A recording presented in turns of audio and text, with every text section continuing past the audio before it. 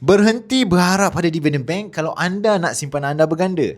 Anda tahu tak, simpan emas boleh buat duit RM10,000 anda jadi RM20,000 secara automatik tanpa anda perlu buat apa-apa. Kalau kita ikut data yang sebelum ni, harga emas berpotensi naik 2 kali ganda setiap 7 tahun.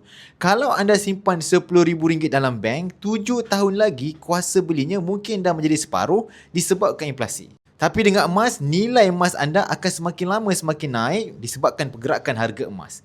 Inilah sebab ramai orang hari ini mula alihkan simpanan ASB atau tabung haji mereka ke dalam bentuk emas fizikal untuk simpanan jangka panjang. Melalui akaun Emas Gap, anda boleh bina dana persaraan atau pendidikan anak dengan lebih kukuh. Anda tak perlu modal besar sekaligus, boleh tukar keuntungan bisnes atau gaji kepada grade emas secara konsisten.